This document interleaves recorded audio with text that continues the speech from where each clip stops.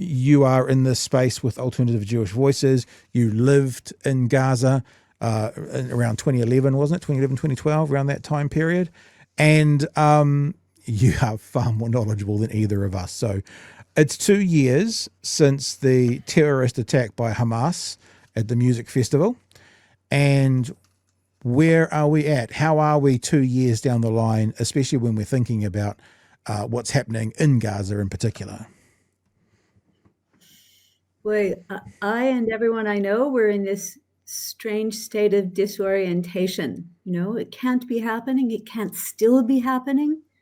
We cannot have been watching this society annihilated, the waste of it, the lives, the infrastructure, the culture, the ecological damage.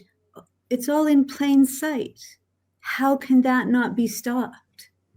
And how can we not be enough when there are 100,000 people in the street in Berlin and 250,000 people in the street in Amsterdam and tens of thousands of Kiwis in the street?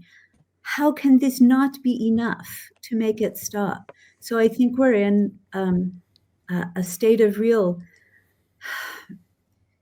just disorientation.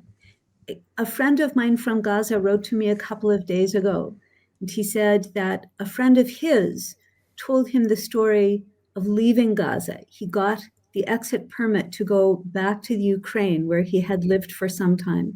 He talked about his experience on the road from the middle of the Gaza Strip to the exit near Egypt.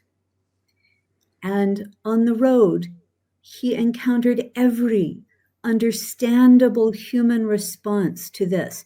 There were people who said, please take my baby, make my baby safe. I will stay. Wow. Yeah. And there were people who said, if you leave here, you can never come back. If you leave us here, you cannot come back. It's such a portrait of people in extremis. And I look at the videos, I lived there for 4 years. I can't even tell which neighborhood they're in because there's not enough left. So here we are after 2 years in this state of shock. We, a few times, Marilyn, have played one of the AP's, Associated Press's drone shot, and always kind of comment, it looks like a movie set for an apocalyptic war. And then just the weekend gone, and you'll know this better than anybody, I was showing my wife one of those videos, and I looked it up on YouTube.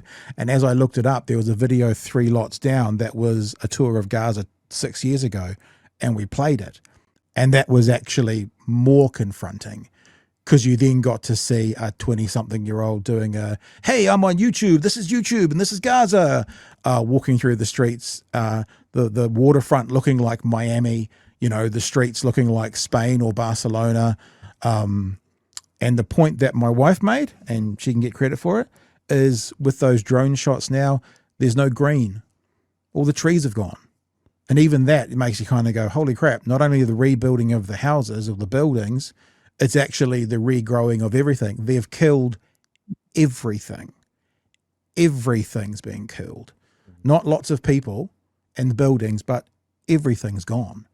And yeah, to watch, we showed some of that last night. To watch that video of Gaza 6 years ago was very confronting, although it was a lovely video. It was a lovely location to see. So yeah, what you say resonates, even though I've never been there, that you can't recognize the streets because you can see it in the videos. And there's this pervasive sense of absence. You see the crowds on the remaining street moving this way, moving that way, being driven from their homes one more time, but all around them is emptiness. And Gaza has been one of the most densely populated places on earth.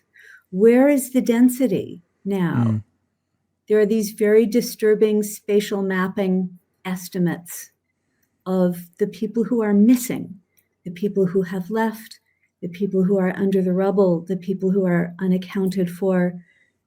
And I was in Cambodia several years after the Khmer Rouge fell, and the sense of a haunted place, the sense of absence was everywhere. And I feel that now when I look at Gaza, such a bustling place.